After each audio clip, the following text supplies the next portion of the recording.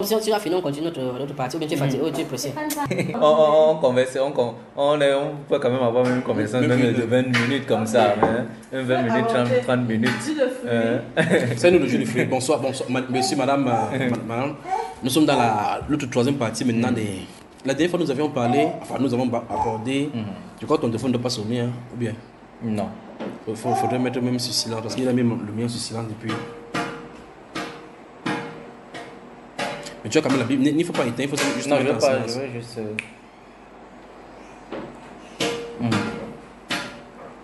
Voilà, avec l'enfant, doucement avec l'enfant, doucement avec l'enfant. Vous allez dans la chambre, doucement avec lui. D'accord?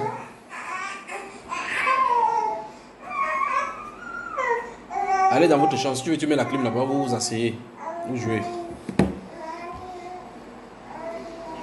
Alors, dans la dernière fois, nous avons partagé sur Israël et sa position. On parlait de l'Israël spirituel et l'Israël physique.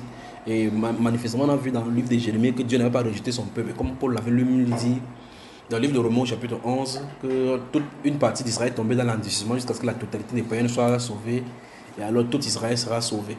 Et on avait élucidé en disant que Paul, enfin, toi tu soutenais justement le fait que ce n'est plus Israël parce que ce n'est plus Israël physique tel qu'on voit. Ce n'est plus Israël physique comme on connaît. Mais paradoxalement, quand nous sommes allés dans le livre de Jérémie, on a vu clairement que Dieu a dit que tant que le soleil, il a donné une loi, que tant que le ciel et la terre subsistera, et ensuite avec les lois du ciel, si ça change, c'est que son amour pour Israël va changer. Et il a dit clairement et littéralement que Israël en tant que nation va exister. On commence à se poser la question que mais est-ce que l'éternel Dieu n'aurait pas tort? Et par conséquent, toi particulièrement n'aurais pas... Tu te souviens, n'est-ce pas? Et on avait dit qu'on devait aborder l'aspect du Saint-Esprit. Qu'est-ce que tu veux qu'on continue sur Israël ou qu'on touche le cas du Saint-Esprit aujourd'hui? Allons-y sur le Saint-Esprit. Sur le Saint-Esprit. Que moi je te pose la question ou tu me poses la question? Non, vas-y, je t'écoute. Dans la traduction du Monde Nouveau de l'édition 1974, et par conséquent, tu sais que ça a été révisé? Je sais. Okay. C'est pour ça qu'il y a l'édition anglaise, parce que ça a été révisé à base de l'édition anglaise, n'est-ce pas? Dans cela, l'une des choses qui est marquante, c'est l'appellation du Saint-Esprit, ou mieux encore l'Esprit Saint. L'Esprit Saint. Et dans comment raisonner par les Écritures, vous définissez justement l'Esprit de Dieu, ou bien encore l'Esprit Saint, comme étant la force agissante. Et la seule référence qui est fait mention c'est qu'enseigne réellement les Écritures, pas comment raisonner par les Écritures, c'est justement Genèse chapitre 1. Et dans Genèse chapitre 1, en lisant dans le fond et dans la forme, ça ne semble pas, parce qu'on dit que la force agissante de Jéhovah Dieu agissait parce que ça agissait. Agissait par rapport à la création. Dans la création. Dans la création. Voilà. C'est sur cette base-là, j'aimerais donc que toi, pas que tu me dises d'abord ce que pensent les témoins de Jéhovah en général. Parce que vous avez l'étude personnelle, tu as ton étude personnelle que tu fais, non? Ou bien? Une étude individuelle. Oui, une étude individuelle. Dans ton étude individuelle, est-ce que tu acceptes cette citation, cette appellation de l'Esprit Saint? As-tu déjà remis en cause ou te voler encore de la question? Est-ce que tu as déjà réfléchi pour voir si le fait de l'appeler force agissante, et quand on parle de force, c'est comment je pourrais dire, une chose impersonnelle. Tout à fait. Voilà. Merci. C'est-à-dire qu'il n'a pas de propriété d'une personne. Tout à fait. La question que je pose, est-ce que tu as déjà fait les recherches toi-même? Merci, maman. Tu vois que chaque fois que quelqu'un vient ici, pendant qu'il parle de la parole de Dieu, elle donne la nourriture physique. Tu peux manger par rapport à l'Esprit Saint. À l'Esprit Saint. L'Esprit Saint, déjà, tu vois, pour certains, je ne sais pas si c'est le cas pour toi, pour beaucoup, avec qui on converse, l'Esprit Saint déjà est une force physique. Est une force physique au point où on l'assimile carrément à Dieu. C'est-à-dire, on l'assimile à Dieu et même à son Fils Jésus. Donc, c'est-à-dire, c'est un tout en un, en fait. C'est un tout en un. Mais maintenant, dans la Bible, dans les Écritures, c'est pour ça qu'on utilise souvent ce texte de Genèse, là, parlant de la création, que c'est son esprit qui, avec l'Esprit Saint, il a utilisé son esprit pour pouvoir agir dans la création. Pour agir dans la création. Et hormis l'esprit, hormis la création, les choses qu'il fait, c'est dans ses manières d'agir, que ce soit la création ou autre chose, même dans la création de l'être humain, il a dû utiliser son Esprit Saint. C'est-à-dire, c'est pas quelqu'un une personne ou alors une autre entité qui est venue pour faire cela. C'est lui-même qui l'a fait, mais avec ce pouvoir-là, qui est appelé l'Esprit Saint. D'où dans la nuance, si je vais dire ça ainsi, la nuance entre Dieu, Jéhovah, et sa force qui est l'Esprit Saint. Évidemment, de son Fils aussi. La nuance qui est entre... La même force, déjà là, c'est pas possible qu'ils aient la même force. Donc Jésus a son Esprit Saint ou bien encore... Jésus n'a pas l'Esprit Saint. Jusqu'à présent, je n'ai pas encore vu dans la Bible où Jésus a l'Esprit Saint. Au contraire, il demande cette force-là à son Père. C'est-à-dire, il demande son esprit. Parce que même nous aujourd'hui, c'est-à-dire, quand je dis nous, c'est-à-dire les êtres humains en général, voilà, on le prie pour lui demander qu'il nous donne une portion de son Esprit Saint, une portion de sa force, peut-être pour surmonter, disons ça comme ça, surmonter une épreuve, pour accomplir une action, pour faire ci, pour faire ça, selon, bien entendu, quelque chose qui va en étroite élaboration avec sa volonté. Donc, pour dire que mais le détenteur dans de cet esprit-là, c'est lui, c'est le souverain. Lui seul. C'est lui seul. Maintenant, il a la possibilité, lorsque nous lui demandons, de nous donner une portion de son esprit, ou alors une portion de son force, pour que nous puissions faire sa volonté. Bon, dans le livre de Colossiens, au chapitre 1, le verset 19, la Bible déclare, parlant de Jésus justement, que Dieu a voulu que toute plénitude habita en lui. Tu me suis? Colossiens chapitre 1, verset 19. Et au chapitre 2, si tu lis le verset 9, je ne sais pas comment c'est écrit chez vous. Je veux que tu lises le chapitre 1, verset 19 d'abord. Chapitre 1, verset 19.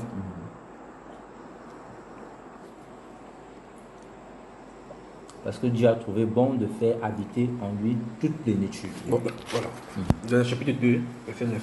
Chapitre 2, verset 9.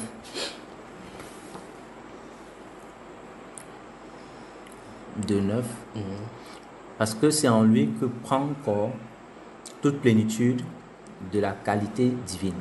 Donc, on parle de quoi là, dans ces deux passages qu'on a lu avec le verset 19, chapitre 1 et le verset 9 du chapitre 2. Et lui là, il est clair quand il parle de Jésus.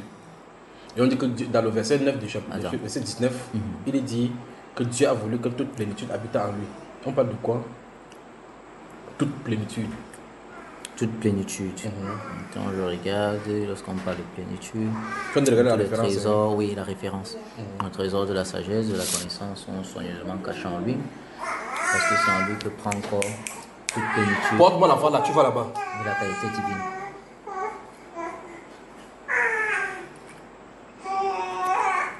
Oui. Toute force, on parle de la force, de la connaissance. Oui.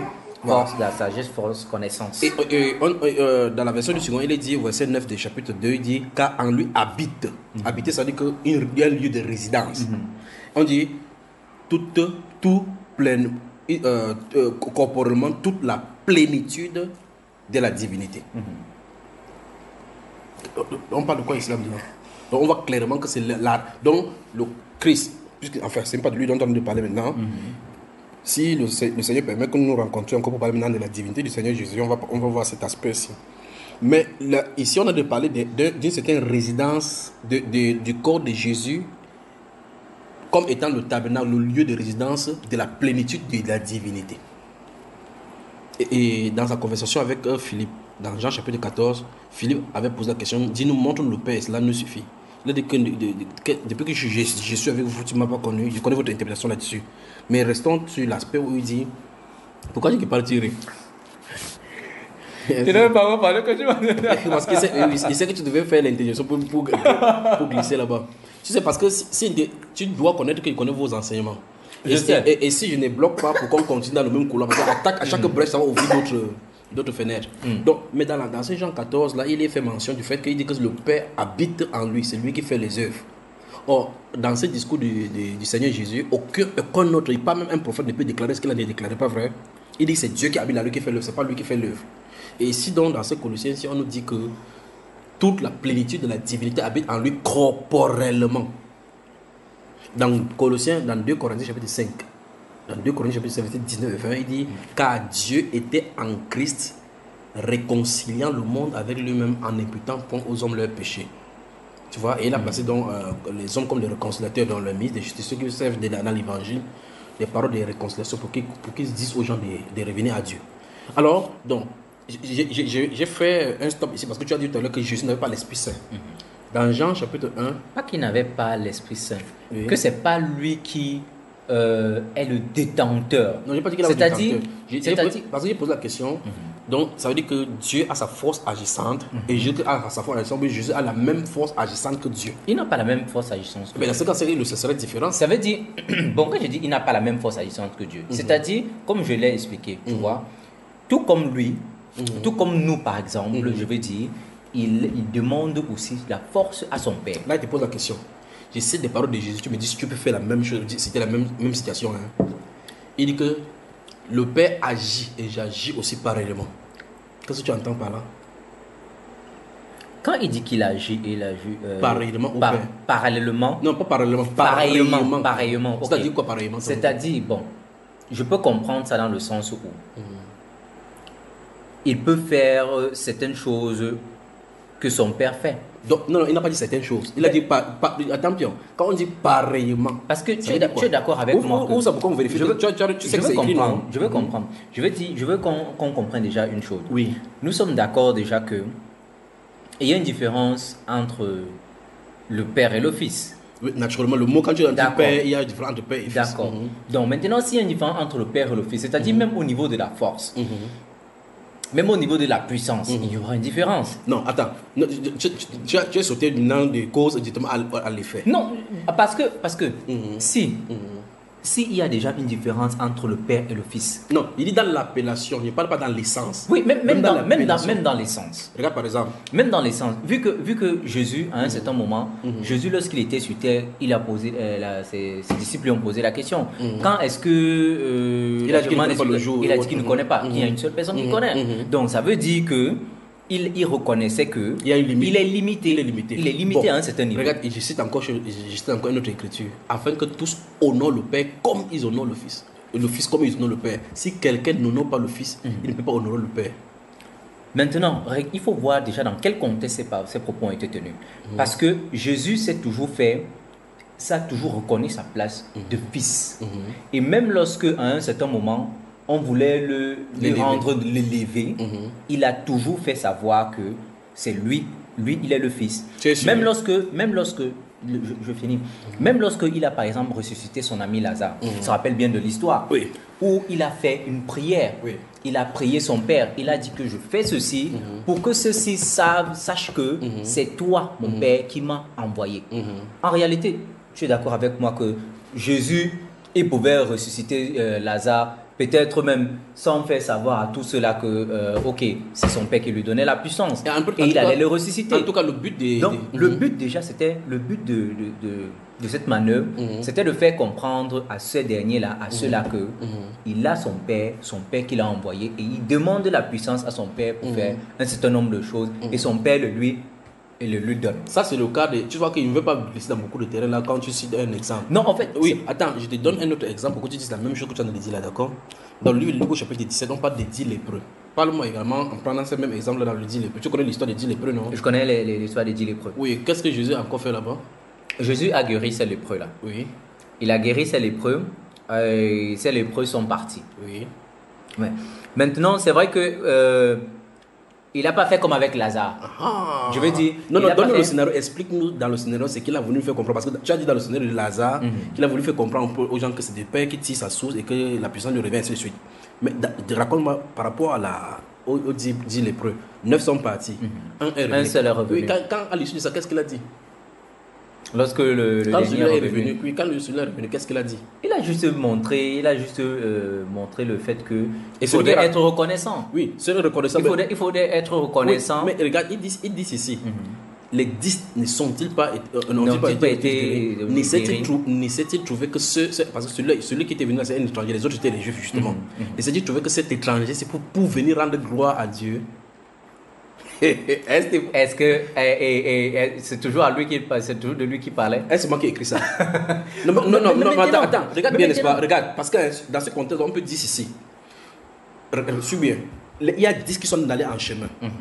Il se trouve tous que leur lèpre disparaît. Quelqu'un parmi eux qui est l'étranger retourne vers Jésus qui a dit. Tu vois cela, qui a donné l'ordre d'aller. Et puis il trouve que c'est pas normal qu'un être humain dise des choses et que ça se passe ainsi. Parce que la lèpre, ça se guérit pas normalement. Et donc, les 9 sont allés jouer la vieille haute là-bas. Mais on peut questionner même l'interjection de Jésus en disant, puisque Dieu est omniprésent, qui nous dit que là-bas, celui-là n'a pas dit gloire à Dieu en partant. J'espère que tu comprends ce qu'ils sont dit. Parce que peut-être ils ont sûrement fait. Ils ont voilà, dit gloire à Dieu. Merci. On peut dire, oh merci Seigneur, j'ai été guéri.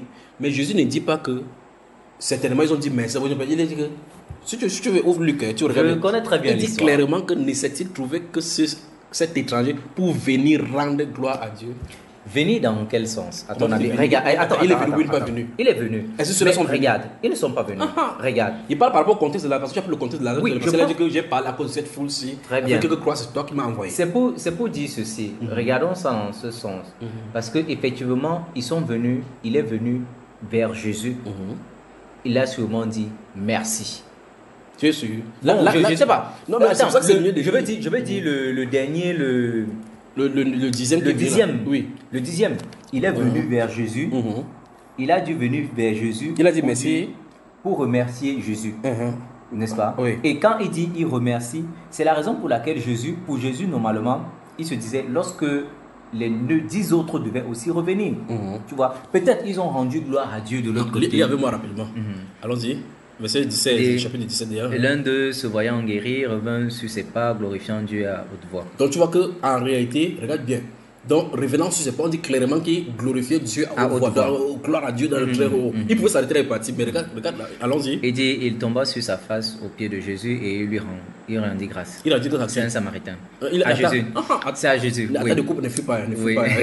On dit qu'il tomba sur sa face aux pieds de Jésus. Donc, c'est proskenao. D'accord? Et lui rendit grâce. On n'a pas dit, il est prosterné devant le pied de Jésus et il a rendu grâce à Dieu. On dit c'est un Samaritain pour préciser le fait qu'il soit étranger. On a lu les paroles de Jésus.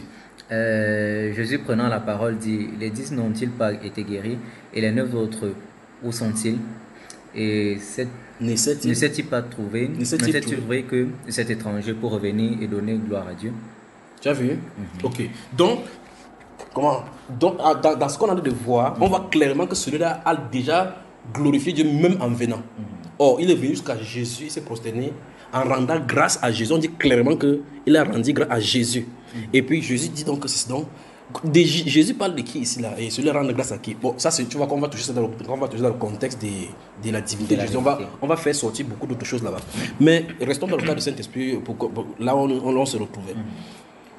C'est le problème que tu as posé en disant que le Père et le Fils ont les paroles limitées, que le Fils normalement le Fils est limité dans la par chose rapport au Père. Lorsque toute la plénitude de la divinité habite corporellement en lui. Habite corporellement, parce que quand Jean a baptisé, Jean-Baptiste dit que celui qui m'a envoyé baptiser doit dire celui sur qui tu verras l'Esprit descendre et s'arrêter. On dit que c'est lui donc qui baptise de l'Esprit. Donc, ça veut dire que la Bible dit que c'est Jésus qui baptise de l'Esprit Saint. Donc, quand tu pries le Père comme ça qui donne l'Esprit Saint, c'est Jésus qui te donne. C'est pas ça. Si c'est Jésus qui nous donne cet esprit, pourquoi il a demandé dans la prière modèle par exemple, lorsqu'il donnait la prière, pourquoi est-ce qu'il a demandé qu'on prie plutôt son Père, notre Père qui est aux cieux? Regarde, n'est-ce pas? Parce que sinon c'est lui directement qu'on devait prier. Non. Il a juste dit que lui il est l'intermédiaire, c'est donc pour cela que tu vois les requêtes pour aller vers son Père. C'est pour cela qu'en réalité, Stéphane, c'est pour cela qu'on doit travailler minutieusement avec la Bible. D'où ma question tout à l'heure, la recherche personnelle. Tu vois que quand tu es féodé et influencé par ce que quelqu'un dit et on te dit de penser sans que tu ne penses pas à toi-même, il y a un problème.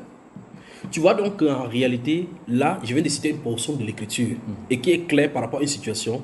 Tu viens de citer encore une autre. Dans ce cas, pourquoi c'est lui qui dirait comme ça là? Or, ce que tu as cité, c'est dans le livre de Luc, chapitre 11, verset 13. Parce que la Bible déclare à partir du verset 5, il parle d'abord des différents paraboles parce qu'il voulait parler de demander avec insistance. Mais les disciples des gens, ses disciples sont venus à lui demander. Il dit dans la cité écrite dans le Luc, de Luc, chapitre 11. Il dit Jean enseigne à prier comme Jean a enseigné à ses disciples à prier. Il a d'abord donné le Notre Père qui se trouve dans Luc Matthieu chapitre 6. Mais là, il a ajouté quelque chose. Il dit, il précise de l'importance de l'insistance dans la prière. En disant que si quelqu'un a un ami qui vend du pain et qu'il y a l'autre qui vient de l'étranger en nuit, il parle de pam, donne-moi de pain, donne-moi de pain. Tu vois cela?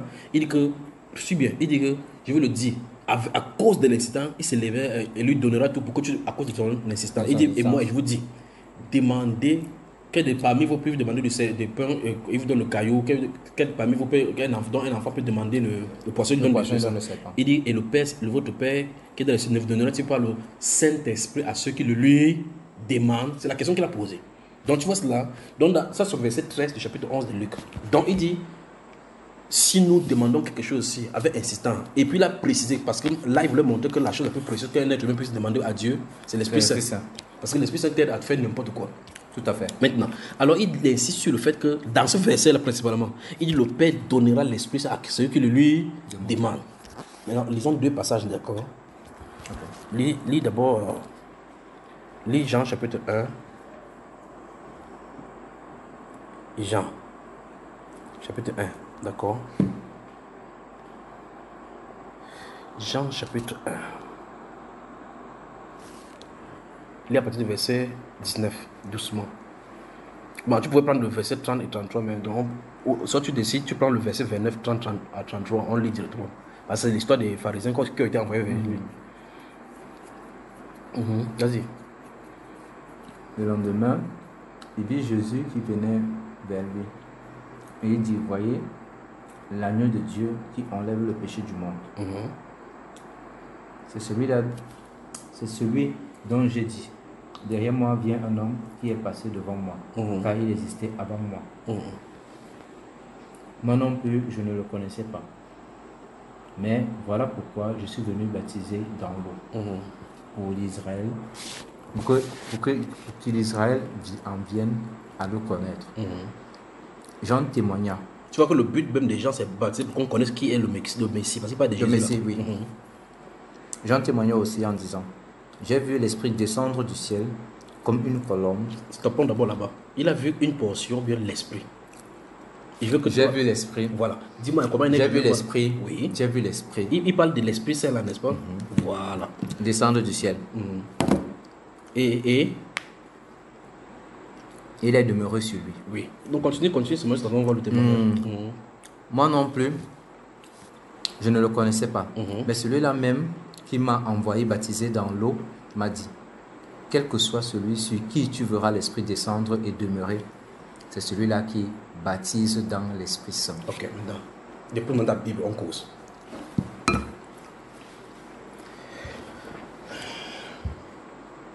Dieu a-t-il envoyé Jean le Baptiste? Envoyé Jean le Baptiste. Oui, Dieu l'a-t-il commissionné? Venez faire ce qu'il a de faire. Il dit, est-ce que c'est Dieu qui l'avait commissionné? C'était une des... Bon, c'était pas une commission en tant que telle. C'était pas une commission en tant que telle. Vu que lui, c'était un baptiseur, il baptisait des personnes. Mais quand Dieu te demande de faire c'était comme une sorte de mission, c'était comme une sorte de c'est tâche. C'est une commission, c'est une commission. Donc, bon, disons que... Un peu comme aujourd'hui, nous, voilà, on dit, bon, notre mission, c'est de prêcher. Voilà, parce qu'il a dit allez, non. Allez, voilà. Quand il a dit allez, c'est que tu t'as commissionné. Voilà. Tout à fait. Donc, il veut que tu répondes pour qu'il arrive à une question. Dieu a-t-il envoyé Jean-Baptiste? Ok. En l'envoyant, qu'est-ce qu'il lui a dit comme marque d'identification? Il lui a dit, celui sur qui tu verras descendre l'Esprit, c'est celui-là qui baptise avec de l'Esprit Saint. Donc, ce n'est que qui normalement baptise de l'Esprit Saint? Jésus. C'est Dieu qui a dit ça, non? C'est là qu'on va commencer à se poser des problèmes. Ouvre le chapitre 16. Le chapitre 16. Des gens, oui. Tu vois que j'ai pris le chapitre 1, je vais prendre le chapitre 16. D'accord? Puis maintenant, on va regarder au chapitre 14, on va citer ce qu'il est dit. Maintenant, chapitre 16, livre verset 7, 8 et 9. 8 et 9. Bon, je commence à 7. Toutefois, je vous dis la vérité. Il est dans votre intérêt que je ne m'en aille. Car si je ne m'en vais pas, l'assistant ne viendra pas. Là, l'assistant, là, dans votre version, c'est l'assistant. C'est l'Esprit Saint, n'est-ce pas? Ne viendra pas vers vous. Oui. Mais si je m'en vais, je vous l'enverrai. Ok, donc Jésus a confirmé clairement ce que Jean a dit de lui, parce que Dieu avait dit que c'est lui qui baptise. Et Jésus vient de dire clairement que quand il m'envoie là, c'est moi qui l'envoie. Donc il n'y a plus d'ambiguïté, non? Il n'y a plus d'ambiguïté du fait que c'est Jésus qui baptise l'Esprit Saint, non? Jésus cette fondation, attends, cette fondation, il quoi que tu vas dire avec l'aide de son père ou en n'importe qui, mais de quoi qu'un seul cas. C'est ce que je veux dire, mais c'est clair. Non, regarde. Parce qu'il faut forcément qu'il rentre, il va rentrer. Si ce n'était pas le cas, si c'était lui qui a exactement ça, pourquoi est-ce que lorsqu'il s'est fait baptiser, il fallait que son père le lui envoie? Non, c'est pour ça que tout ça a une explication. C'est pour ça qu'il fallait que son père le lui envoie. C'est pour cela parce qu'il n'en avait pas. Regarde, tout comme nous, par exemple, aujourd'hui, nous avons besoin d'accomplir une mission, nous avons besoin de faire quelque chose, comme je citais par exemple, surmonter certaines épreuves. On demande son Esprit Saint. Attends, il pose la question, qui est le Christ? C'est Jésus qui est le Christ. Bon, avant, je ne comprends pas bien la question. Non, comme tu as répondu comme ça naturellement, il va encore poser la question autrement. Avant que Jésus ne soit sur la terre, est-ce que Christ était dans le monde? Christ était dans le monde. Suis bien la question maintenant, bien sûr. Christ était dans les... Il existait, c'est-à-dire il existait aux cieux. Mais maintenant, dans le monde, ici sur la terre... Donc, regarde bien, suis attentivement. Je n'ai pas dit sur la terre, il dit dans le monde. C'est-à-dire que Jésus, c'est cette personne-là qui est née sous Marie, n'est-ce pas? Un être humain qui est né sous Marie dans les années quand les Romains étaient là. Ça, c'est Jésus. Mais il dit, bon, avant que celui-là ne vienne, c'est-à-dire avant que le père de Marie et la maman de Marie n'accouchent Marie, est-ce que, je n'ai pas dit Jésus, j'ai dit, est-ce que le Christ était dans le monde? Dans le monde, non. Ok. Je vais citer les paroles de Jésus, d'accord? Et on pourrait lire Hébreu, je vais citer ce que Hébreu dit là. Un de ces jours, quand les disciples, les pharisiens dérangeaient Jésus avec leur questionnement, il leur a demandé de qui le Messie est-il fils? Tu te souviens de cette question? Dans Matthieu chapitre 22 là. Ils disent de David. Ils voyaient que c'était naturel et que c'était évident parce que les Écritures disent que c'est un fils de David. La progéniture de David. Voilà. Alors il leur pose la question dans ce cas. Comment David? Qu'est-ce que tu peux citer là? Tu peux continuer? Oui, il parlait de David. Bon, comment se fait-il donc que le Messie soit plus grand que David? Je vais citer. Il dit donc, comment se fait-il que David, animé de l'Esprit Saint, c'est dans le psaume 110, si tu veux, tu regardes là-bas. Et la référence de ce que je te dis, c'est dans Matthieu, cette fois-ci, où il en est de questionner les pharisiens. Il dit, comment donc David, animé de l'Esprit Saint, l'appelle-t-il Seigneur alors qu'il est son fils? Il veut que tu réponds à la question. Parce que la Bible déclare qu'aucun des pharisiens qui était docteur de la loi, versé dans les Écritures et dans les camps et des hérodotes, des hellénistes, de toutes les personnes ne pu lui répondre. Je veux que tu essaies de nous répondre pourquoi ça les a semblé difficile. Et je rappelle que nous allons discuter de l'Esprit Saint. C'était difficile pour eux parce qu'ils n'avaient pas cette connaissance-là. Connaissance selon laquelle David, bien que le Messie soit venu ici sur terre, le Messie, Jésus existait déjà. C'est lui qui a été transféré, qui est quitté du ciel, que son Père a transféré ici sur la terre. Donc tu admets. Mais maintenant, Jésus avait toujours existé. Et c'était donc normal que David le sachant, c'est la raison pour laquelle David l'a appelé Seigneur. Donc, parce que David le savait. Donc, David appelle son fils son Seigneur. Oui. Ok. Donc, il appelle son fils son Seigneur parce qu'il savait déjà que son fils, bon, du moins, il devait avoir une progéniture. Il devait avoir une progéniture qui allait venir sortir Israël de ses péchés. Oui, le problème, c'est qu'il appelle son Seigneur. David peut appeler n'importe qui son Seigneur comme ça. Parce que son Seigneur, ça ne pas de la majesté. Seigneur, voilà, il appelle Seigneur parce qu'il connaissait déjà la place qu'il occupait. Non, mais suis attentivement. Est-ce que David pouvait appeler Salomon son Seigneur? Non. Voilà. Donc ça veut dire que le titre de Seigneur ici n'est pas un titre au sens humain, n'est-ce pas? Au sens humain du terme. Voilà. Ça veut dire concrètement que David connaissait qui était le Messie. Tout à fait. Et il savait que le Messie passerait par lui. Et comme on a lu tout à l'heure dans le livre des Jean, il a dit que celui qui vient après moi m'a précédé. C'est-à-dire qu'il va venir après moi. Mais il dit, comme Jean le Baptiste le disait, il disait qu'il m'a précédé. Donc parce qu'il savait déjà qu'il a existé avant. Voilà. La question c'est, quand il existait, il était sous quelle forme? Il était sur la forme spirituelle, sur la forme d'esprit. Sur la forme d'esprit. Il n'était pas sous forme de chair comme là actuellement lorsqu'il était avec Jean le Baptiste. Donc ça veut dire que Christ était dans le monde, n'est-ce pas? J'aimerais qu'on visite dans le monde, dans quel sens? Je ne comprends pas. Ok. Visitons. Non, elle est réveillée là. Non, je ne pense pas. Essaye de la mettre sur le canapé là-bas. Elle a sommeil. Tu vois, tout à l'heure, je lui ai demandé d'aller dormir. Sans oublier le texte sur lequel nous sommes en train de travailler. Le thème sur lequel nous sommes en train de travailler. Bienvenue encore dans cette maison. Voilà. Tu es toujours la bienvenue, n'est-ce pas? Voilà. Et tu vois que c'est toujours édifiant, n'est-ce pas? Bien qu'il te dérange avec mes questions. Donc, prenons un peu le livre de 2 Pierre, voir. 2 Pierre. Second épître de Pierre, c'est comme ça. C'est pas comme vous appelez chez vous là-bas.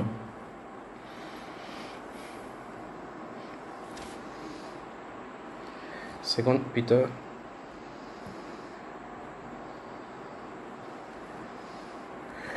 Verset 20 et 21. Qu'est-ce que ça dit, chapitre 1? Je veux que toi, tu lises et qu'on commence. Après le livre de 1 Pierre, de 2 Pierre, nous allons le livre de Hébreux, chapitre 10, d'accord? Ok. Car, avant tout, vous savez qu'aucune prophétie de l'Écriture ne provient d'une interprétation personnelle.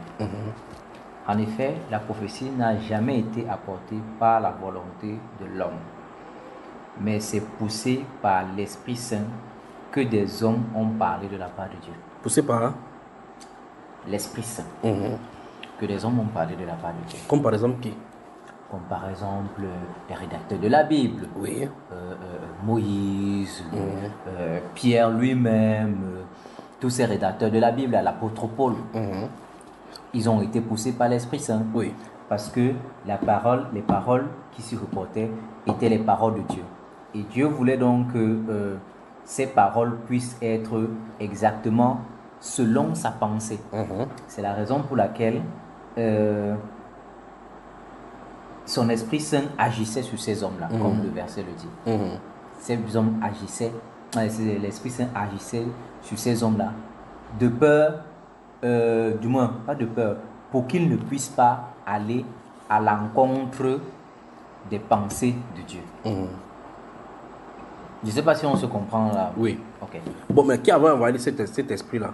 Évidemment, c'est le Père. À ce moment-là, donc, et c'est à quel moment que Jésus lui l'envoie?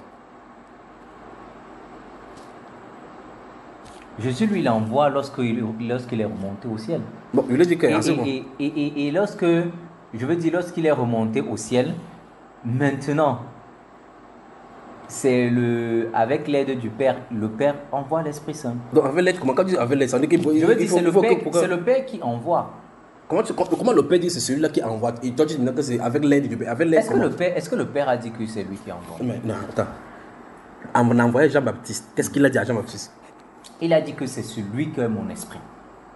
Celui sur qui tu vas voir. C'est celui-là qui. Colombe. Oui, c'est celui-là. Celui-là qui baptise dans l'esprit. Et Jésus a dit que si vous êtes avantageux que je m'en vais, parce que je ne m'en vais pas l'assistant comme je l'assistant, je ne pourrais pas vous envoyer l'assistant. Ah non, mais si je m'en vais. Oui. Il n'a pas dit cela ne viendra pas. Attends.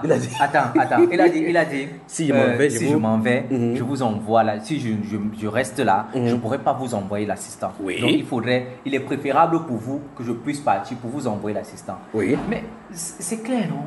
Oui, c'est clair que quoi? C'est clair que oui. Moi je suis ici. Nous sommes là ensemble.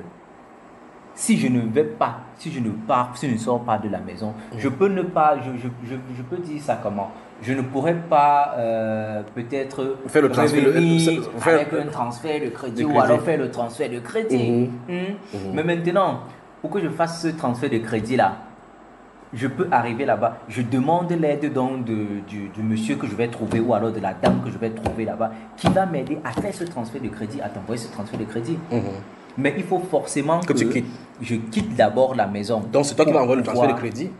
C'est moi qui envoie le transfert de crédit. Mais quel est le problème? C'est moi qui envoie le transfert de crédit. Mais maintenant, j'envoie le transfert de crédit. J'envoie le transfert de crédit. J'ai besoin de l'aide de quelqu'un pour envoyer ce transfert de crédit. Pourquoi sur ton téléphone? Pourquoi ne pas envoyer le crédit? Bon, parce que écoute bien, parce que mais je n'ai pas de crédit. La terminologie avec l'aide du père, tu vois, c'est toi ou encore c'est vous qui êtes en train d'ajouter, parce que ni le père n'a ajouté ni Jésus n'a ajouté. C'est un peu comme les musulmans disent par exemple que Jésus faisait les miracles avec l'aide du père. Tu vois cela? Les miracles, c'est quoi? Les miracles, non, tous les miracles qui réalisent avec l'aide du père, avec l'aide de Allah. Prends maintenant le livre toujours le livre de 1 Pierre, je vais te montrer quelque chose. Quoi, c'est 1 Pierre. Tu y es? Attends, un Pierre,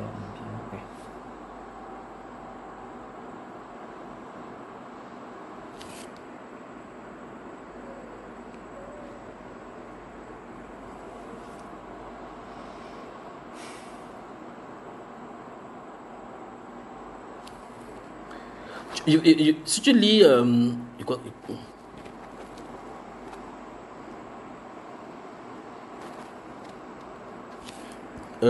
Steph, il te dit,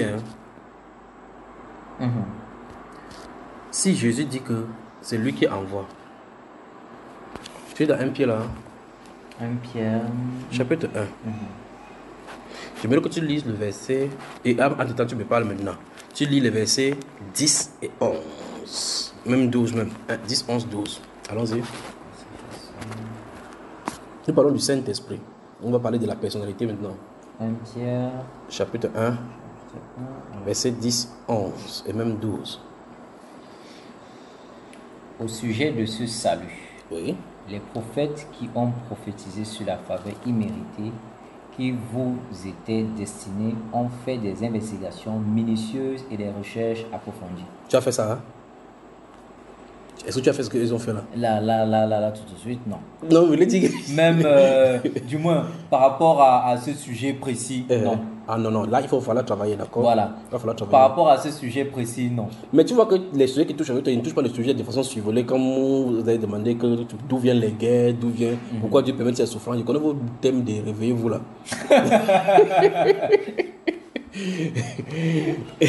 Dieu a-t-il créé le Satan? Il n'a toujours pas été sur le Satan. Les anges de Dieu appellent ils connaissent toutes les petites explications, mais il faut toucher les choses profondes, les doctrines profondes qui transforment l'âme. Tu comprends bien, n'est-ce pas? Allons-y.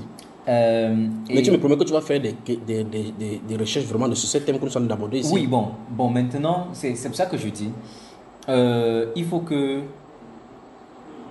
en venant, si je sais que, bon, ok, je vais venir là, et puis que je viens peut-être qu'on ait une conversation, et là, on a un thème, voilà.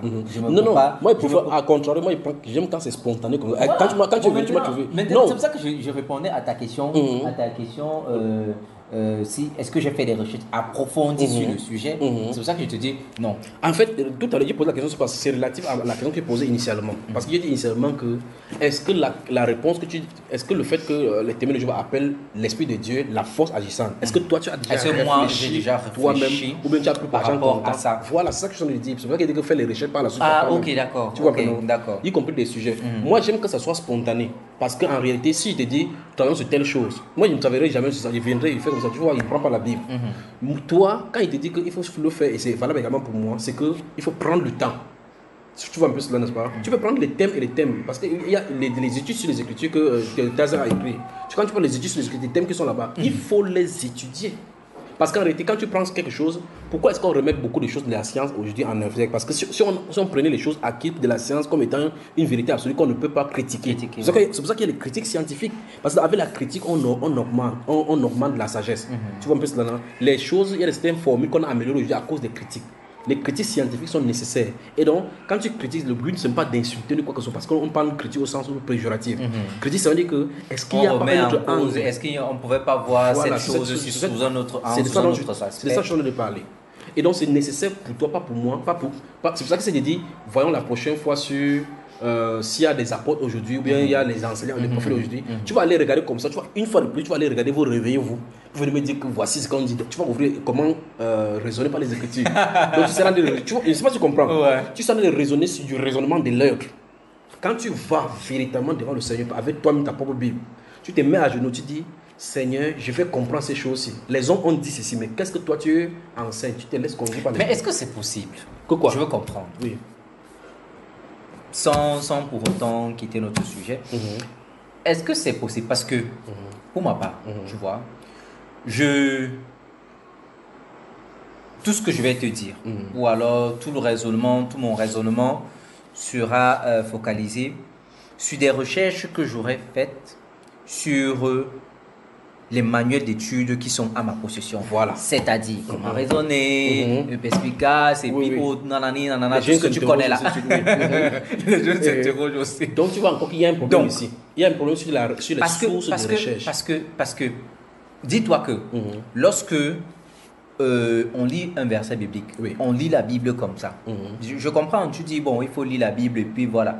Mais le souci, c'est que lorsque tu vas lire la Bible comme ça, la Bible maintenant, dans un sens, tu ne connais pas déjà dans quel contexte l'auteur, tu ne connais pas toujours dans quel contexte l'auteur était en train de parler. Tu ne connais pas toujours le contexte de vie dans lequel il vivait. Parce que tu es d'accord avec moi que lorsque un rédacteur, lorsque un auteur écrit, ses récits ou alors ses écrits sont aussi influencés par le mode de vie dans lequel il se trouve, par son environnement. Dans certains cas, pas toujours. Pas toujours. Bon, mais la majorité des Parce cas. que je suis attentivement quand un prophète. C'est-à-dire, par exemple, lorsqu'on parle peut-être, tu vas voir celui qui était par exemple pêcheur, tu vas voir que même dans son jargon, il raconte une histoire. Comme il raconte raconte la même dans le histoire. désert. Tout à fait. Il raconte la même histoire peut-être qu'un autre, un autre rédacteur, il raconte la même histoire. Mais avec tu vas notre voir que- angle. Très bien. Tu vas voir qu'il va raconter ça sous un autre angle. Ou alors il va s'accentuer plutôt sous un autre Ou bien angle. utiliser même un autre langage. Sous un autre langage, très bien. Parce que c'est pour ça que je faisais comprendre que l'environnement aussi, l'environnement ou alors même, si je peux dire, l'instruction même du rédacteur influence. Suis attentivement. Aussi. Donc maintenant, s'il faut juste se focaliser sur la Bible, on ne peut pas toujours s'en sortir. Voilà. Maintenant, On a besoin de manuels. Attends, j'ai compris donc ta problématique. Voilà. Et c'est bien de lever le voile. Je vais te répondre maintenant selon les Écritures. Oui. C'est l'instruction. Tu m'as déjà. Je me rappelle, Voilà, on voilà. a parlé de ça. Voilà. Maintenant, il faut que je sois encore un peu plus clair parce que tu touches un bon point là qui pourra aider les gens. C'est l'instruction naturelle. Quand il parle de naturelle, c'est-à-dire l'instruction charnelle qui est hors de l'instruction spirituelle qui a amené cette connaissance que tu viens de dire maintenant dans la Bible. Je vais prendre des exemples. C'est-à-dire celle qu'on a de apprise à l'école. l'école. C'est l'école qui a influencé. Ce que tu viens de faire, c'est l'influence de l'école. Parce que quand Jésus appelle Pierre, il ne veut pas savoir si son contexte de poisson qui pêche est un contexte lié à l'étude biblique. Non, je suis suis-moi attentivement. Quand Dieu appelle Moïse, quand il est derrière les brebis là-bas dans la montagne, c'est Dieu qui sait que sa formation est finie. C'est Dieu qui l'avait mise en formation de façon directe ou indirecte et qui fasse la formation, sachant qu'il devait venir avec les Égyptiens, avec les Juifs là-bas dans le désert. Il devait créer le même problème que les moutons créent souvent. Mais tu vois que c'est toi et moi qui lisons et que nous voyons cet aspect-là. Quand les acteurs vivent la chose, ils ne réfléchissent pas sur le contexte, ni le contexte culturel, socio-politique, ils ne réfléchissent pas. Je te prends un exemple. Quand tu lis le livre de Daniel, par exemple, lui, il dit que un de ces jours, il a ouvert le livre de Jérémie. Il a vu par les Écritures que Dieu avait dit que 70 années devaient être fixées sur la captivité. Il a commencé l'intercession. Jésus, lui, il dit, lorsque vous verrez l'abomination de la dévastation, bien qui cause la désolation, placée en lieu, c'est que celui qui lit fasse attention. Donc, Jésus-Christ dit, pour les Écritures, lisez les Écritures. Il n'a pas donné référence à quelque part d'autre. Ça, c'est un. Des deux, ces choses de contexte-ci, véritablement, bien que ça soit bon souvent, je m'inscris en faux pour ça. Tu sais pourquoi? Non. Parce que quand Jésus était sur place, les personnes qui le persécutaient étaient les gens les plus instruits. Pas instruits de n'importe quel sens, instruits même dans la loi. Dans la loi. Des deux, quand il est né, il s'est révélé en grande partie à ceux qui n'avaient pas l'instruction. Ceci montre clairement que l'instruction était un obstacle. Parce que quand il est né et que les mages sont venus à Jérusalem, ils ont demandé aux Juifs qui étaient là-bas, où est votre roi? Et même ils étaient surpris. N'est-ce pas, Hérode a envoyé qu'on appelle les scribes. Les scribes, ce sont les gens qui étudiaient la loi et ils écrivaient, retransmettaient la Bible telle que nous avons. On a demandé où est-ce qu'ils devaient naître. Ils ont donné la référence biblique. Donc, si c'est pour la littérature, ils connaissaient. Si c'était pour le contexte, ils connaissaient. Ils poussaient pour le lieu géographique, ils connaissaient. Ils ont dit que c'était à Bethléem des Judas parce qu'ils citent l'écriture de Mika. Je vois c'est Mika. Ils citent l'écriture de Mika, ils disent que c'est de toi sortira un chef qui dominera sur Israël, mon peuple. Ça veut dire qu'il était né. Est-ce qu'ils savaient? Mais regarde les bergers, les anges descendent, au lieu d'aller chez le roi, au lieu d'aller chez le caïphe, ils vont vers les bergers qui sont là derrière entre les pères. Parce que les bergers sont les gens qui ils n'ont pas les instructions. Pourquoi Dieu fait ces choses en nous montrant clairement qu'il se révèle dans la simplicité et on cherche dans l'instruction? Les hommes vont commencer à voir maintenant que dans le contexte, on va essayer que Dieu a utilisé une rhétorique en utilisant comme il faut introduire la comparaison. Tu me comprends un peu ce que ça nous dit, n'est-ce pas? Quand Pierre va dans les Écritures, voilà, par exemple, un Pierre, regarde bien, nous venons lire un Pierre. Il n'est pas là pour verser dans les différentes des propositions, des juxtapositions ou bien des propositions principales, ainsi de suite. Il n'est pas là dans cela. Quand il ouvre sa bouche, quand il prend, parce que c'est même lui qui écrit. C'est Marc, il a été dicté, Marc est en train d'écrire. Il dit que sachez d'abord qu'aucune parole de l'écriture ne peut faire l'objet d'une interprétation particulière. Ceci met dans la limite à l'étude extérieure. Il n'y a pas une interprétation particulière à amener dans les Écritures. Il dit, donc les hommes n'ont pas été poussés par eux, mais ce n'est pas leur volonté qui a été, c'est pas par une volonté, donc une prophétie a été amenée. Donc ça veut dire que sa volonté n'avait pas été influencée par son contexte, mais c'est poussé par le Saint-Esprit. Donc quand le Saint-Esprit veut parler, il parle au travers de... Et certains même ne comprennent pas ce qu'il disait, comme Daniel, où l'ange lui parlait, il dit, mais je ne comprends pas ce que ça lui dit. Il dit, tiens, c'est clair, ce n'est pas pour ton époque, c'est pour l'époque de la fin. Donc, l'époque de la fin va lier, comprendre, parce que la connaissance va augmenter. Donc, si tu veux dire que, si tu veux prendre ça pour dire, parce que tu veux prendre ça pour me démontrer que tu es obligé de te limiter, d'aller dans les documents, moi, je te dis non. En réalité, ce dont tu as besoin, c'est la prière et la Bible. Tu me suis, n'est-ce pas? Parce que voici ce qui se passe. Prenons deux cas scientifiques, mais je te montre un autre exemple. Quand tu prends la théorie évolutionniste, il y a des scientifiques qui soutiennent ce cas-là. Tu prends l'autre théorie créationniste. Tu vois un peu le sport. C'est vrai qu'il y a un autre cas du milieu, mais je prends ces deux-là. Quand tu prends Darwin, qui soutient l'évolution, et même ses fils, tu remarques que jusqu'à un certain temps, il donnait des arguments qui sont clairs et connexes en donnant certains exemples. De ce cas, si on prend ces exemples-là pour essayer de démonter ce qu'il a dit de dire. Maintenant, quelqu'un qui veut étudier, si quelqu'un est darwinisme, est darwiniste, et qui veut étudier sur le créationnisme, ou bien encore l'évolutionnisme, il faut lire ceux de ces camps pour comprendre quelle est leur pensée, sur quoi se basent leurs raisonnements. C'est comme ça qu'on questionne les choses scientifiques. On teste les formules, on teste les théories, et on trouve des limitations à ces théories. C'est pour ça que quand les gens écrivent les revues scientifiques, on donne toujours les limites de la chose que tu as faite comme là. Peut-être tu n'as pas eu accès à des informations qui peuvent être biaisées. Si un scientifique vient, en ouvrant le couloir, là, il peut découvrir autre chose, mais il part toujours d'abord sur ton travail. Quand bien un travail scientifique est faux, qu'est-ce qu'il faut faire? On prend toujours de ce qui était faux pour corriger que voici là où il a fait l'erreur. Peut-être parce qu'il n'a pas encore accès à certaines données. Mais il a quand même fait un travail. On félicite. Donc peut-être Darwin a eu une inspiration, peut-être même une sorte démoniaque, mais qui donne une ouverture sur certaines choses parce qu'il a observé un phénomène qui est récurrent, mais qui n'a pas peut-être su interpréter. Tu me suis un peu? Donc maintenant, si tu es toi tu es évolutionniste. Voici l'évolutionniste, c'est darwinisme. Et donc, les gens sont créationnistes. Non, il y a quelqu'un qui a créé un départ. Ok. Bon, maintenant je dis qu'il faut que je cherche maintenant, voir vraiment si création est vraiment création. Moi, en tant que créationniste, je vais chez les gens qui sont les darwinistes. Parce que tôt ou tard, je vais les confronter. Il faut que je comprenne leur pensée. Je comprends pourquoi ils pensent comme ça. Je confronte, il ne faut pas avoir peur de la vérité. Je confronte avec ce que j'ai et puis je le fais. Si maintenant, tu dis que tu vas aller étudier par exemple sur l'Esprit Saint et autres là-bas, et l'influence que tu as de la donnée, de l'Esprit Saint, de la connaissance, c'est là dans ton milieu avec tous les panoplies de livres qui ont été écrits là-dedans. S'il arrive, et Dieu sait qu'il y a beaucoup d'écrits qui ont été retirés que vous ne connaissez même pas. Le jour où tu veux, je vais te donner telle référence, je te dis que vous avez dit telle chose. Si tu dis nac, je sors. Si tu dis nac, je sors. Je les ai stockés pendant des années. Et donc, si tu dis que je vais aller étudier là-bas, tu vas aller questionner les gens qui t'ont déjà donné cette pensée. Or, je prends encore un autre exemple de la Bible. Quand Jésus était sur la terre, je prends deux groupes, les Sadducéens et les pharisiens. Les deux les plus virulents et les plus en vue. Chaque classe là avait ses doctorats. Parce qu'il y avait le docteur pharisien, docteur sadducéen. Quand Jésus voulait qu'on ait les docteurs, ils les condamnent tous. Maintenant, la Bible nous présente que les pharisiens, eux, ils croyaient aux esprits, à la résurrection. Alors que ceux-ci ne croyaient pas à la résurrection. Mais les deux disent que leur père, leur prophète, c'est Moïse. C'est quand même un paradoxe. Tout comme toi et moi, nous sommes des discussions sur l'Esprit Saint et nous discutons la base de notre discussion, c'est la Bible. Nous sommes dans le même contexte, pas vrai? Alors, Soit maintenant, l'Esprit Saint, toi tu dis l'Esprit Saint, c'est la force agissante. Moi, je soutiens ceci, que l'Esprit Saint, c'est une personnalité qui n'est pas physique comme nous, mais c'est quelqu'un qui a des facultés de parler comme un être. Maintenant, ces deux camps-ci, ils ont continué comme ça c'est pas quand jusqu'à né qu'ils sont sortis. Ils étaient là depuis, parce qu'ils avaient des disciples pendant des siècles. Maintenant, sur quelle base ceux des pharisiens, prenons les Sadducéens, sur quelle base parvenaient-ils à ne pas croire à la résurrection? Et ils avaient construit leur théorie. Voici les théories.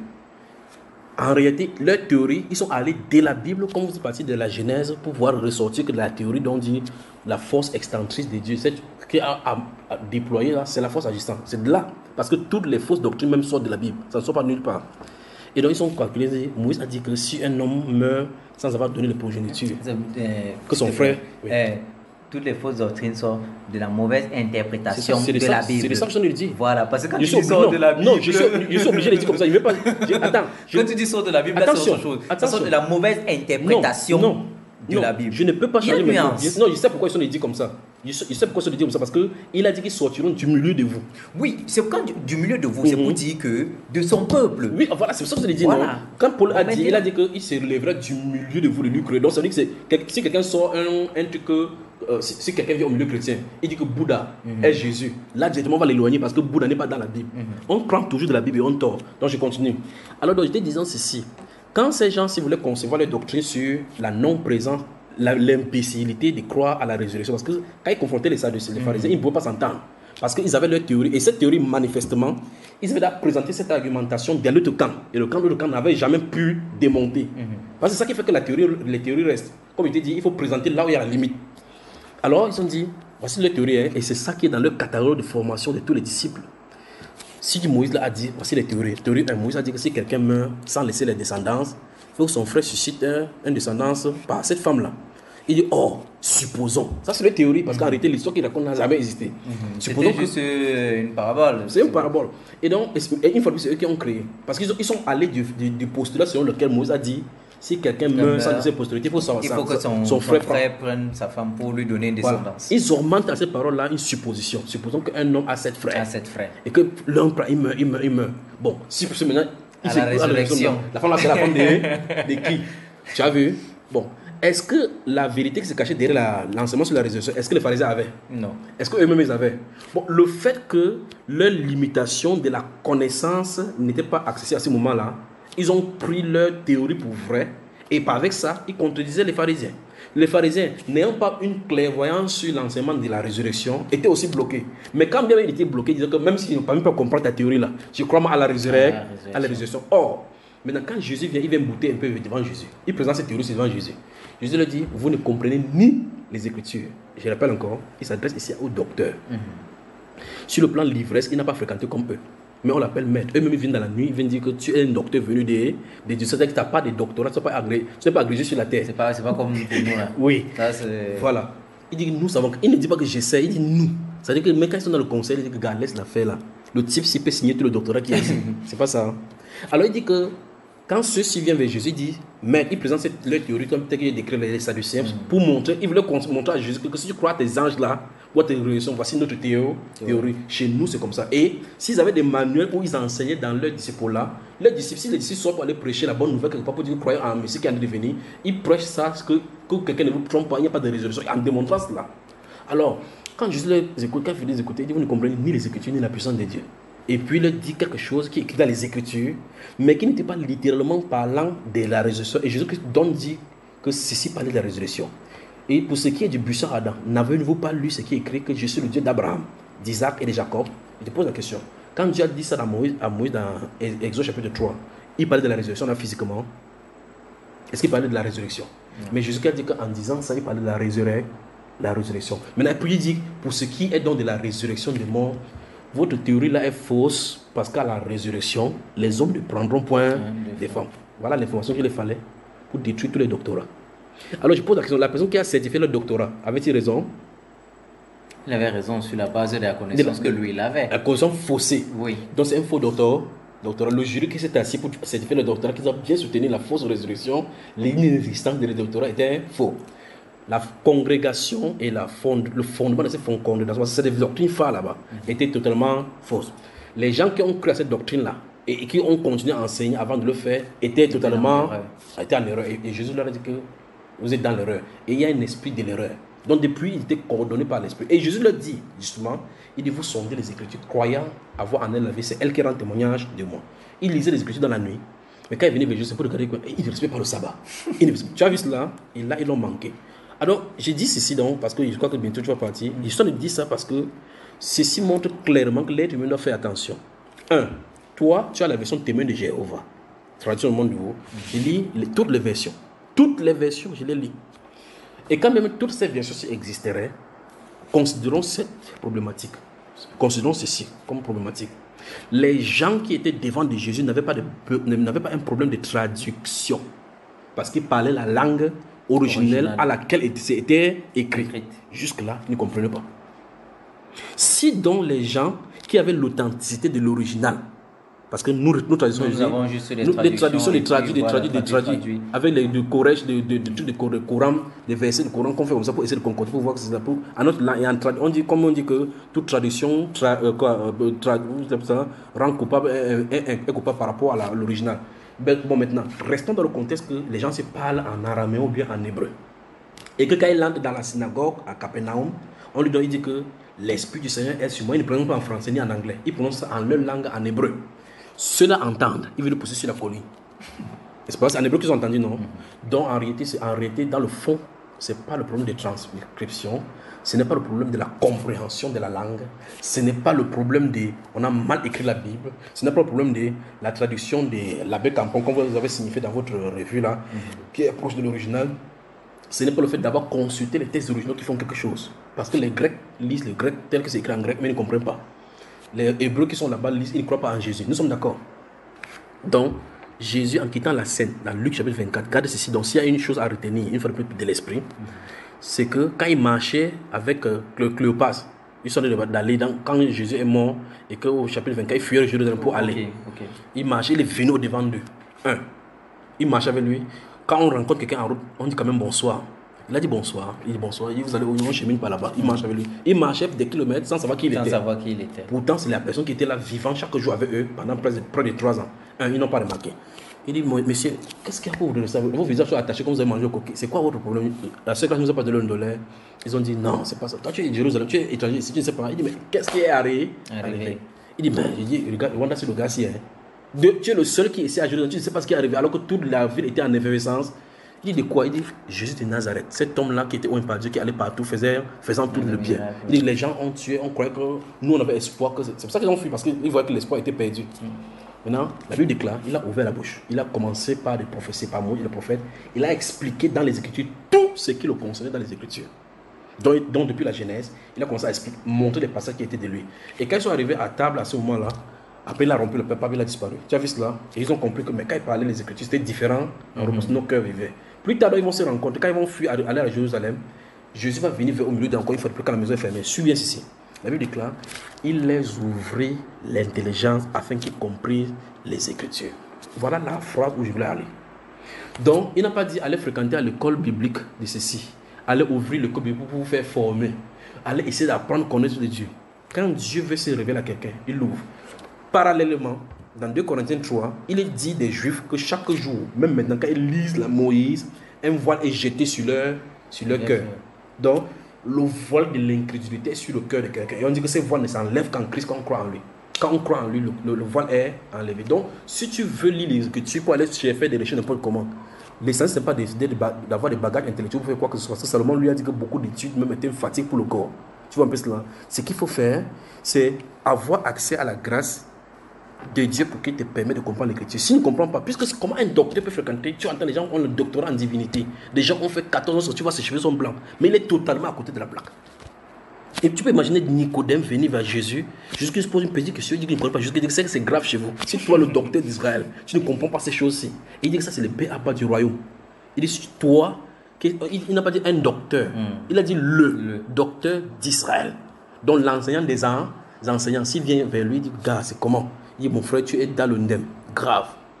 Il dit si tu es grave, les problèmes que tu formes là, c'est comment? Donc tu vois que ce n'est pas une histoire de capacité intellectuelle, mais au plus, c'est une histoire de la grâce, de la révélation de la personne qui a écrit la Bible. Parce qu'il y a beaucoup de choses dans la Bible, comme il dit au prophète, il dit scelle ces choses dans les Écritures. Il y a des choses qui sont scellées dans les Écritures. Et même parmi ses disciples, il dit que, même parmi mes disciples, scelle cela. Il dit que cette parole-ci sera comme une parole qui est écrite et qu'on dit à quelqu'un qui lit, qui ne sait pas lire, il dit je ne le puis.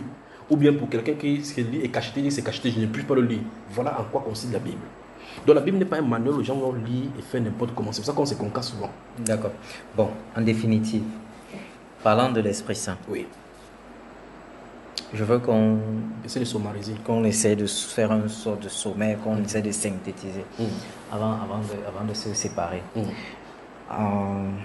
Pour ta part, oui, l'Esprit Saint, j'ai bien suivi ton développement, c'est une personne qui n'est peut-être pas physique comme nous, voilà, qui n'est pas physique, une sorte d'esprit, une sorte d'esprit un peu comme les créatures spirituelles que Dieu utilise souvent, que Dieu utilise, pas souvent, que Dieu utilise pour mener à bien ses projets.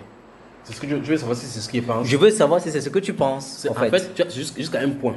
D'accord. Le point, c'est que c'est pas l'esprit que Dieu utilise pour certaines choses. D'accord.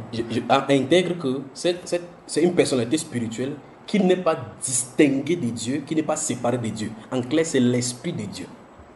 Dieu ne l'envoie pas pour aller faire quelque chose. Comme quelqu'un, il envoyerait Michael. Je ne sais pas si tu comprends. Voilà. Parce que l'esprit doit être en des personnes. En dehors de, par rapport aux anges, l'ange ne peut pas être omnipotent. L'ange ne peut pas être à un endroit et à un autre endroit. Or, l'Esprit Saint, quand tu dis... Il peut être à plusieurs endroits au même moment et depuis des siècles. Tu m'as suivi? Donc, celui-ci. Donc, et la dernière fois, je t'avais dit que on l'appelle l'Esprit de Dieu. C'est la nature même de Dieu. Un peu comme il y a l'Esprit humain. Il y a l'Esprit des animaux. Il y a l'Esprit de Dieu. Le Saint-Esprit dans l'Écriture a un autre nom, on l'appelle l'Esprit de Dieu. Oui. Mais... Pourquoi on n'arrive pas à se comprendre? Parce que ou c'est pas moi ou c'est moi peut-être qui ne comprends pas. Dieu n'a pas deux esprits. Il n'a pas deux esprits. Donc c'est son esprit. Il a son esprit à lui. Il a son esprit à lui. Et bon, ok. Tu dis pour ta part, il n'utilise pas cet esprit-là. C'est lui-même. Pas utiliser dans le sens où vous dites, s'il te plaît, toi, va me faire telle chose. C'est pas comme ça là. Non, c'est pas comme ça. Là, c'est comme si c'était quelqu'un qui l'envoyait. Quand par exemple il commissionne Gabriel. Gabriel est dans sa présence, il lui donne la parole. Il lui donne la parole. Ok, Gabriel porte là, il a compris sa mission. Pour le Saint-Esprit, c'est pas comme ça. Tout à fait d'accord avec toi. Donc le Saint-Esprit, c'est pas comme ça. C'est pas la forme de Gabriel que Dieu lui donnerait de l'ordre d'aller faire quelque chose. D'accord. C'est l'Esprit de Dieu qui l'utilise pour se déployer. Parce qu'en fait, un Pierre que tu as de lire, en fait, on n'a pas fini. En fait, essaie de finir ça parce qu'il demande quelque chose pour que tu vois ce qu'il en est. Merci. C'est le 1 Pierre chapitre 1, verset 1. Non, chapitre 1, le verset 7. 7, ok, afin que votre foi mise à l'épreuve, beaucoup plus précieuse que l'or, qui est périssable, bien qu'il soit éprouvé par le feu, devienne un sujet de louange, de gloire et d'honneur lors de la révélation de Jésus-Christ. Ok. Verset 8. Mais si vous ne l'avez jamais vu, vous l'aimez. Même si vous ne le voyez pas à présent, vous êtes malgré. Tu es où là? Non, c'était pas ça. C'était 1 Pierre chapitre 1. Pierre. Non, 1 Pierre chapitre 1. Non, là je suis à 1 Pierre chapitre 1. Oui, chapitre 1, verset 10. Ah non, c'était au verset 7. 10, vas-y, verset 10, 11. Voilà, oui, c'est ça. Écoute bien. Au sujet de ce salut, les prophètes qui ont prophétisé sur la faveur imméritée qui vous était destiné ont fait des investigations minutieuses et des recherches approfondies. Voilà. Écoute bien ça maintenant. Ils s'efforçaient de découvrir la période particulière ou l'époque que l'esprit qui était en eux indiquait au sujet de Christ, car cet esprit attestait d'avance les souffrances qui attendaient Christ et la gloire qui suivrait. Voilà. Maintenant, tout à l'heure, quand tu lisais cela, j'ai dit que quand tu as tenu l'investigation, que j'ai parlé de l'investigation qu'il fallait faire, on a fini là-bas. Mais maintenant, il y a deux choses, avant d'avancer, il y a deux choses qui sont dites ici. Et quand je disais ça, j'ai dit, après ça, on va aller dans Hébreu chapitre 10. Mais on va citer tout, comme tu es précisé, citer ce que Hébreu dit. Mais ici, il y a une correction à amener. Parce que le verset 11, là, le verset 11 que tu as dit, regarde, je lis ici, il est dit, il fut révélé. Non, ça c'est verset 11 d'abord. Voulant sonder, éprouver, essayer de chercher. Sonder l'époque et les circonstances marquées par l'Esprit de Christ qui était en eux et qui attestait d'avance les souffrances de Christ et la gloire dont elle serait suivie. Donc tu vois clairement, si tu veux juste la version hébraïque, si tu peux lire l'hébreu, enfin ça c'est la version la version grecque, on lit effectivement ce qu'il est écrit. Donc on dit, d'après ce qu'on dit ici, on dit que ces gens s'y sondaient parce que la sonde qu'ils faisaient, ce n'est pas la réflexion intellectuelle, d'après ce qui est écrit ici. Ça veut dire que ils essaient de par l'esprit de Christ, d'après ce qui est écrit là-bas. On dit, c'est pour ça qu'il t'a posé la question en amont tout à l'heure. Est-ce que Christ a toujours été dans le monde? C'est toi qui parles du monde. Parce qu'ici on dit, regarde bien, souvenons-nous qui dit les prophètes qui ont prophétisé. Donc il parle de l'Ancien Testament. Dans l'Ancien Testament, que ceux-ci prophétisaient à ce que l'événement qu'on a de vivre maintenant. Voilà. Il dit que il leur fut dit que ce n'était pas pour eux. C'est au verset 11 qui dit là. Il leur fut dit, mais il a dit, il voulait connaître l'époque. Dieu, tu nous montres que le Christ va souffrir. C'est à quelle époque? C'est dans cette génération? C'est à notre génération? Ou bien c'est tu comprends? Voilà l'investigation qu'il faisait. Il dit parce qu'il sentait que quelque chose. Parce qu'il n'avait pas d'écrit. Les prophètes d'avant n'avaient pas d'écrit. Toi, tu lis la Bible, moi, je lis la Bible. Dans leur époque, c'est leur vie qui témoignait. La question, c'est comment ils savaient qu'il y a un Christ qui doit venir? Comment? Je ne sais pas si tu comprends. Donc, il s'est questionné par rapport à cela. Et il savait qu'il y avait un Christ qui doit venir. Parce qu'il ne lisait pas dans une écriture pour savoir qu'un Christ allait devenir. Alors, on dit, l'écriture ici que voulant sonder l'époque et les circonstances marquées par l'esprit de Christ qui était en eux. Or, Jésus n'est pas encore venu. Parce que longtemps, parce qu'ils sont des prophètes à ce qu'il va venir. On dit que sondé par l'esprit qui était en eux. Dans le livre des finis là, dans le livre des Actes des Apôtres chapitre 28, Paul va inviter, quand au finish, il va aller à Rome, il va aller dans un logis. Les Juifs vont venir pour le consulter. Il va prêcher pendant plus de 16 heures de temps, du matin jusqu'au soir. Et la Bible déclare, en partant, ils seront divisés par rapport à ce qu'ils ont entendu de Paul. La Bible déclare, pendant qu'ils sont de partir, nous sommes dans le chapitre 28 des Actes des Apôtres, il dit, c'est avec, Paul ne leur ajoutait que ces paroles, c'est que ça, il dit ça avec raison, que le Saint-Esprit, dans votre version, l'Esprit Saint, parlant à votre version, l'Esprit Saint, parlant à vos pères, donc à vos aïeux, par Ésaïe le prophète a dit, ils vont voir, ils vont regarder, ils vont pas voir, tu vois cela? Ici il dit, l'emphase n'est pas mise sur Ésaïe le prophète, parce que Ésaïe a dit ça, il est quitté là-dessus. Donc tu vois qu'il dit que c'est le Saint-Esprit qui parlait au travers des aïeux. Tu vois cela? Et tout à l'heure, j'ai pris le cas de David que Jésus citait. Il dit, comment David, animé de l'esprit, dit. Tu vois cela? Il appelle-t-il Seigneur alors qu'il est son fils. Lorsque il dit, le Seigneur a dit à mon Seigneur, assieds-toi à ma droite jusqu'à ce qu'il fasse tes ennemis ton marchepied. Donc c'est pour dire quoi? L'esprit là a toujours agi depuis la nuit des temps. Dans le livre de Proverbes, au chapitre 8, il dit que lorsqu'il créait la terre, il était là-bas, il jouait sur le globe. Il est question de c'est pas d'un être humain, donc c'est des questions comme toi et moi. C'est la sagesse personnifiée là-bas, n'est-ce pas? Et on parle là-bas, tu vois qu'on a parlé du Christ, pas de Jésus. Parce que Jésus c'est un être humain, n'est-ce pas? Jésus c'est un être de chair. Bon, là c'est peut-être un autre débat. Oui, donc on va toucher ça. Alors donc comme tu as résumé, la Bible présente l'Esprit Saint. Pas comme une personne, une troisième personne de la Trinité, de la Sainte Trinité. C'est parce qu'elle présente. Tout à fait d'accord. Ça présente le Saint-Esprit comme la nature de Dieu. Comme l'être de Dieu. Comme toi, tu es un esprit, tu as un esprit humain. Lui, il est esprit parce que Dieu est esprit. Et Dieu seul est saint. C'est pour ça qu'on l'appelle le Saint-Esprit. Quand Pierre a dit à Ananias, il dit, mais comment Satan a-t-il ensuite au cœur pour que tu mentes au Saint-Esprit? On ne mente pas. Tu ne peux pas mentir à la table ni au mur. Tu vois cela? Il dit, quand Ananias est venu à Dieu, il voulait parler de Dieu. Non, voilà, tu vois que tu dis qu'il voulait parler de Dieu, mais il a dit bien clairement que c'est aussi tu as menti au Saint-Esprit. Puis il continue encore dans sa version, il dit que ce n'est donc pas un homme que tu as menti, c'est à Dieu. Puis initialement, il a parlé de Saint-Esprit, maintenant il parlait de Dieu. Dans Actes chapitre 13, pendant qu'il était déjeuné dans leur ministère à Antioche, la Bible déclare verset 2 et 3, il y avait dans cette église, là-bas, il y a des apôtres et des prophètes. Et on cite Saül et Barnabas. Il dit parmi eux, pendant qu'ils jeûnaient dans leur ministère, dans le jeûne, le Saint-Esprit dit, mettez-moi à part Saul et Barnabas pour l'œuvre à laquelle je les ai appelés. C'est ce qui est écrit. D'accord? Quand Pierre était dans les... Mais on sait que le Saint-Esprit ne peut pas parler. Mais comment tu dis? On dit c'est écrit. Au moins, dans vos versets, c'est pas écrit ainsi. Mais tu vois que lorsque je dis... Si elle est impersonnelle, si on tient du fait que c'est une force agissante, c'est que forcément il ne peut pas parler. Et donc si on voit clairement que ce Saint-Esprit dans l'Écriture parle, dans ce cas ça annule la thèse selon laquelle c'est une force.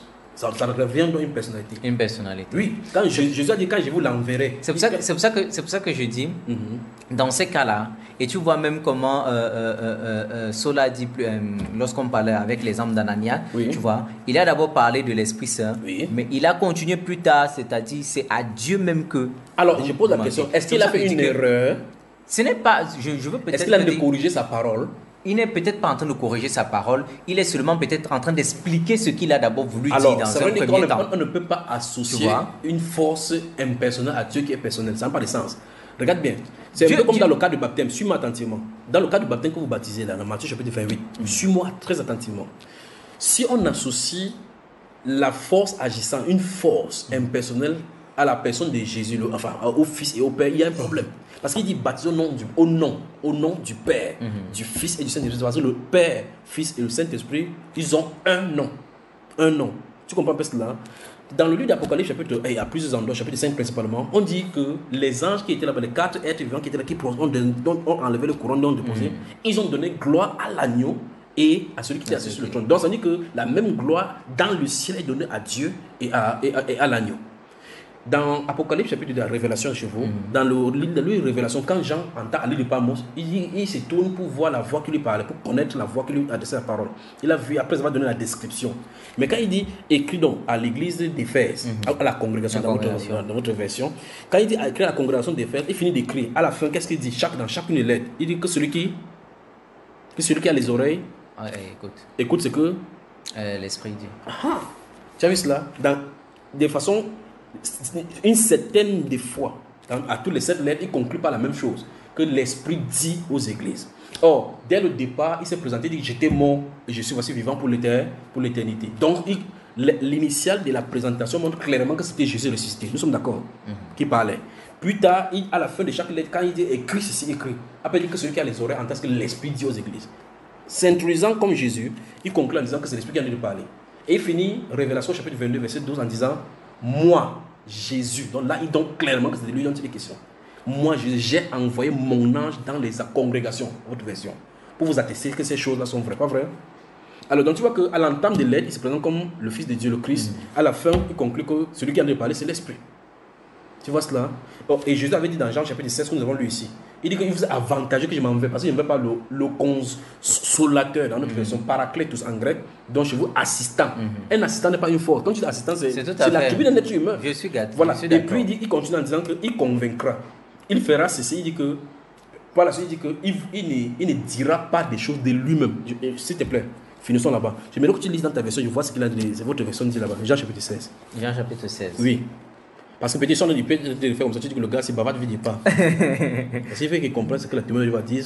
Jean chapitre 16. 16, oui. Lis à partir du verset, prends à partir du verset 8. Comme ça, on voit ça, on voit clairement chez vous comment ça dit, non? Pourquoi on voit ce que l'assistant va faire. Jean chapitre 16, oui. 16, verset 8, livre. Le verset 8. Et quand il viendra, il donnera au monde des preuves convaincantes au sujet du péché et au sujet de la justice et au sujet du jugement.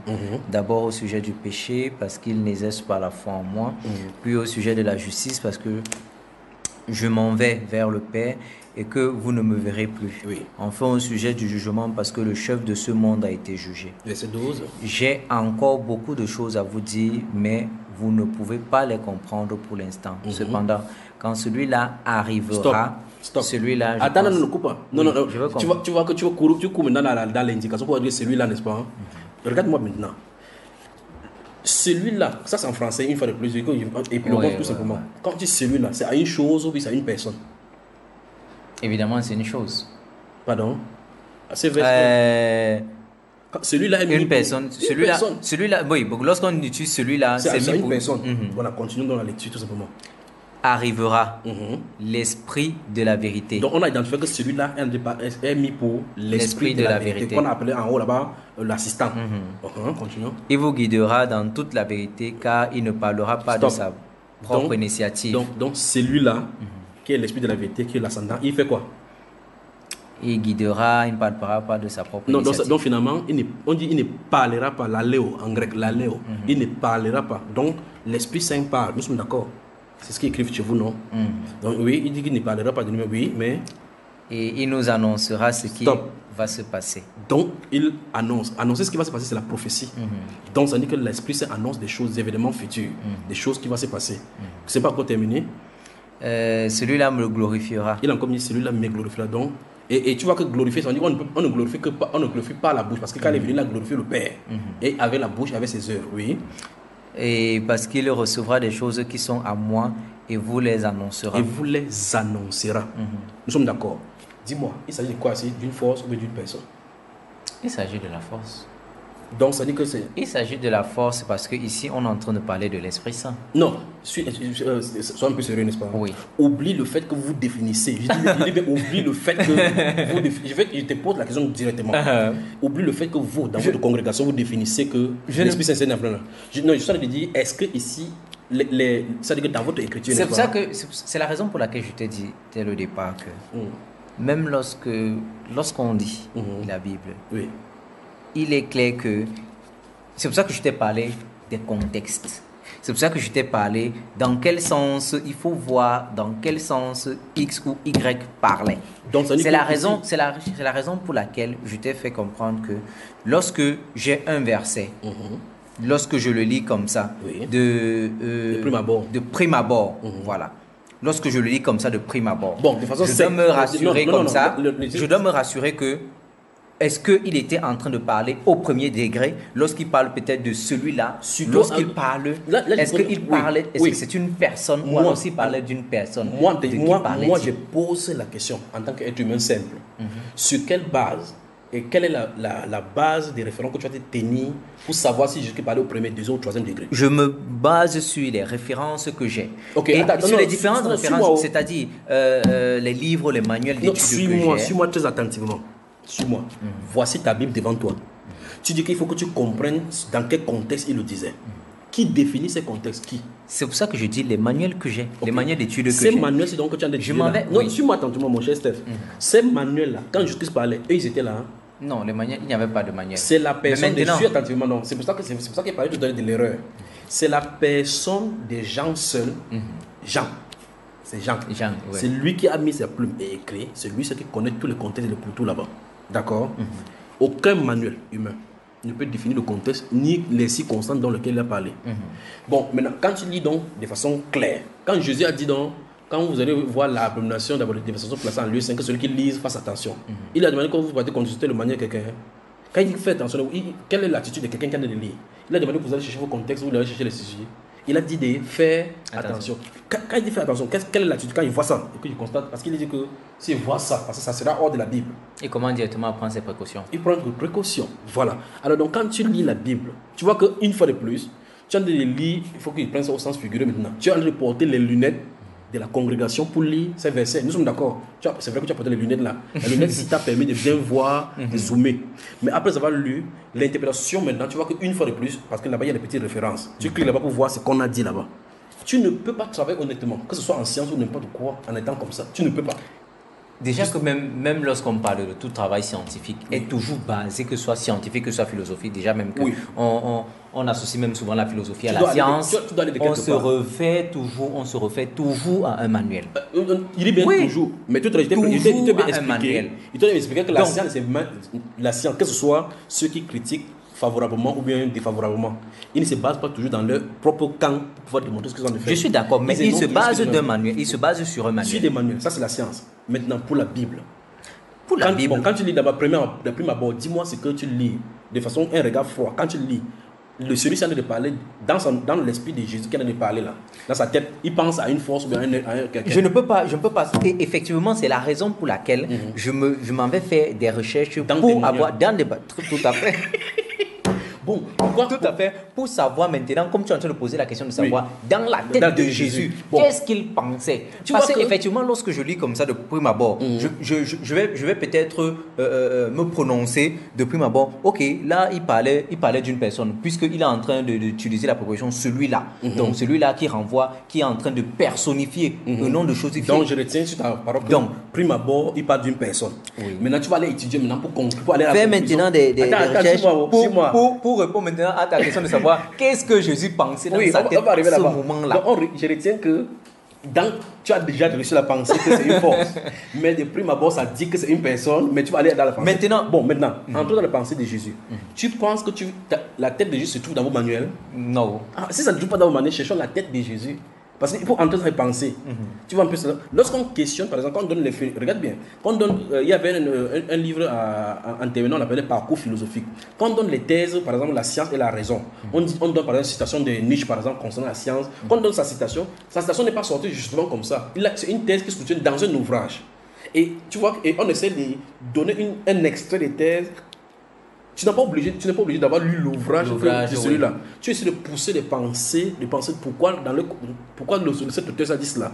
Tu peux avoir raison, tu peux avoir tort par rapport à cela. Mais si tu avais lu l'ouvrage, ça te donne un plus parce que tu peux connaître la pensée de l'auteur. Tu as la pensée générale même de... Voilà. Maintenant, quand tu lis la personne-ci, Jésus, de qui en a parlé ici, et que tu connais son contexte, qui il est, là-bas, tu peux savoir qui en a pensé.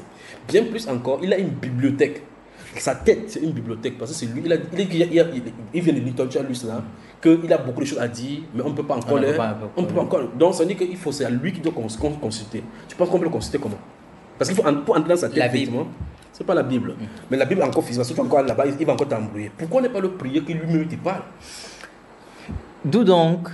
Parce que lorsqu'on va prier, il ne va pas, c'est vrai, on va dire, il va nous donner, on aura son Esprit Saint. Mais maintenant, on peut avoir des manuels qui nous aident à voir cela.